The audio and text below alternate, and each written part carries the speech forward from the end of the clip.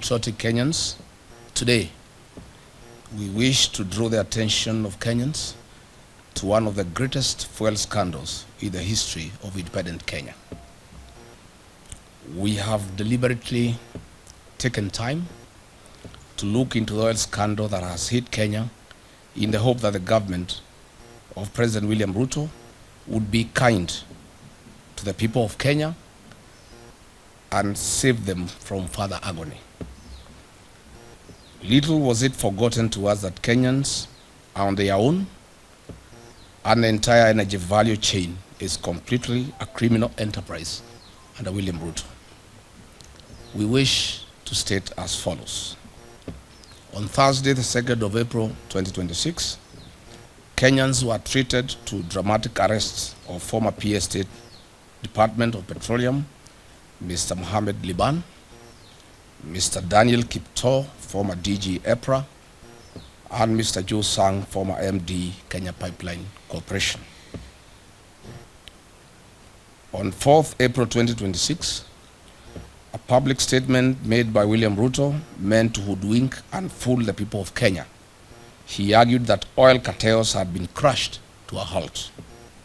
Further, he strongly stated as follows: that the international oil companies, IOCs, had not declared their inability to perform their obligations under contract.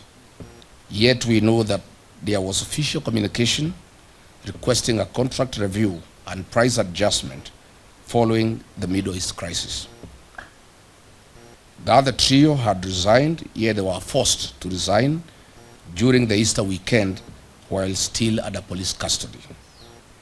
That the three accused persons would be charged in a court of law for various offenses.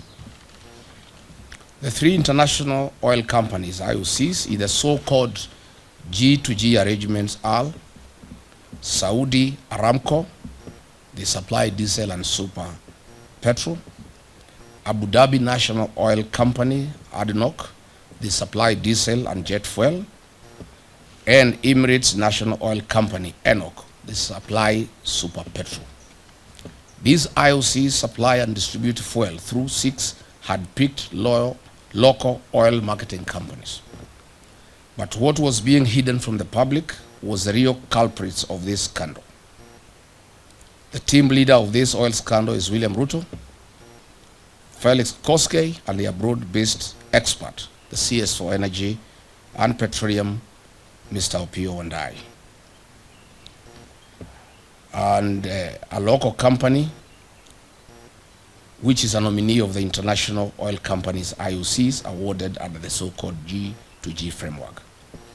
While the crisis in the Middle East brought about the conflict of the USA and Iran, William Ruto saw a big business opportunity to fleece Kenyans, as he has always done. Kenyans will recall the Brazil maize scandal of 2009 when William Ruto was the Minister for Agriculture, and he was fired by the then Prime Minister, the late Right Honorable Raila Odinga. Truly, you can't change the character of a man. In the so-called G2G arrangement, Gulf Energy, William Ruto's proxy, via a letter dated 21st March 2026, addressed with then PS State Department of Petroleum, Mr. Liban Mohamed, confirmed their inability to supply fuel and triggered a delivery default. Note that Gulf Energy supplies 4 out of 6, or 67% of the monthly fuel cargoes, leaving the other 5 oil marketing companies to supply the balance of 20%, or 2 cargoes imported under the so-called G2G framework. Since the IOCs in the so-called G2G framework agreement could not evacuate fuel through Strait of Hormuz and had communicated their inability to perform their contractual obligations, triggering a delivery default, the 3 government officers invoked relevant provisions of the Petroleum Importation Regulations 2023 and implemented a government directive issued by the National Security Council Committee via a letter dated 9th March 2026, reference number OP CAB 3/55A, to explore and implement strategies to diversify petroleum import sources beyond single region, reducing dependency and enhancing national energy security. As such, the above decision was implemented. On 18th March 2026, the State Department of Petroleum, a meeting of the Vessel Alignment Committee, which was chaired by one Joseph Wafula, was held to review the supply position and replenishment plan. The meeting was attended by 13 local oil marketing companies. During this meeting, it was recognized that there is a likely shortage or supply of petroleum products, and in accordance with Clause 21, Petroleum Import Regulations 2023, the 13 oil marketing companies were invited to submit an expression of interest for the emergency supply of contingency fuel stocks for delivery on or before 28th to 30th March 2026. It is important to note that only 4 of the 13 oil marketing companies submitted their bids within the stipulated timeframe. The awards for the supply of emergency contingency stocks was duly awarded to the 2 lowest technically compliant oil marketing board bidders, with the condition that the supply required a quality waiver from Kenya National Bureau of Standards, KEBS. Note, this was also in line with Clause 8.1 Petroleum Import Regulations 2023, an international best practice as seen in other countries who had relaxed fuel specifications following the effects of the Middle East crisis. Subsequently, via letter dated 28th March 2026, reference MITI/CS/Volume 1/Waiver Number 3, signed by Honorable Lee Kenyanjui, CS Minister of Investment, Trade and Industry, addressed to the Honorable P.O. Wandai, granted waiver for oxygenates, manganese, sulfur, and benzene parameters in the KSES 158/2025. The following companies were awarded, who are the 2 lowest bidders: 1 Petroleum and Oryx. These were contingency cargoes with delivery dates on or before 30th March 2026. Their supply position was to provide fuel cover for 2 weeks, thus ensuring product availability during the Easter holidays. But where is the mischief of the oil cartels?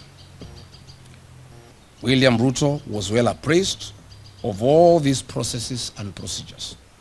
All the directives were issued by the National Security Council Committee, chaired by Head of Public Service Felix Koskei, Ruto's errand boy.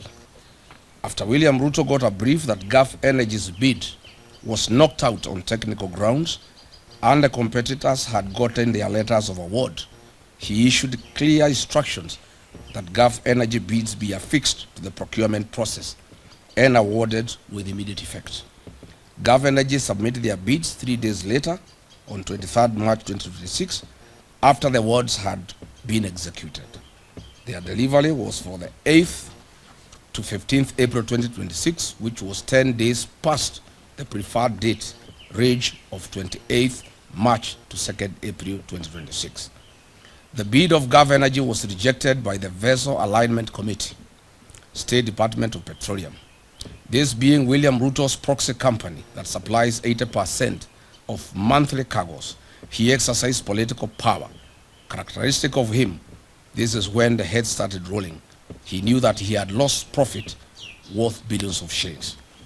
Through a remarkable architecture, conman attitude, William Ruto orchestrated a terrible propaganda that the fuel supplied was substandard despite the comprehensive compliance due process followed by the gallant then government officers. To date, the 3 arrested Kenyans, P.S. Liban, DG EPRA and MD Kenya Pipeline Company, have had no charges preferred on them. Why? They had no case to answer as they followed and applied the law strictly. The real culprits in this scandal are William Ruto and his broad-based expert, the Honorable P.O. Wandai. Concurrently and maliciously, on the night of 5th and 6th April 2026, as this drama was being executed, William Ruto dispatched a high-power delegation led by CS Wandai, Acting CEO EPRA Engineer Joseph Okech, and other senior government officials together with Gulf Energy to renegotiate new pricing with the international oil companies whose nominated agent is Gulf Energy, a proxy of William Ruto. These prices were negotiated in Dubai, and if you recall, that is why Opiyo Wandayi was not available when he was summoned by Parliament, as he was negotiating these prices in Dubai to take into consideration the profit of William Ruto in the new price structure. Kenyans now have to pay for the greed and business of William Ruto, not only on the pump, but across all sectors of the economy. Yesterday night, they increased prices of super petroleum by Kenya shillings 28.69 and diesel by Kenya shillings 40.3 per litre, a historic high since Kenya's independence. You recall 2 weeks ago I announced the price increase of 40 because I had information from the team that was negotiating in Dubai on behalf of William Ruto and his people.